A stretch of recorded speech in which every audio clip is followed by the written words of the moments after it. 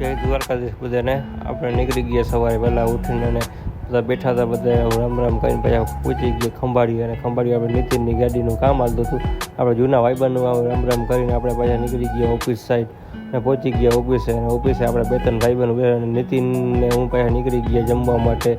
અને પાછા 3 ભાઈઓ નીકળી ગયા ઊંડામાં જમવા માટે. અને પાછા પહોંચી ગયા આપણે હોટલે અને જમી કરીને પાછા નીકળી ગયા. આપણે જોયું તો આપણે કે રેલવે ફાટક બંધ હતી અને પાછા પહોંચી ગયા ઓફિસે.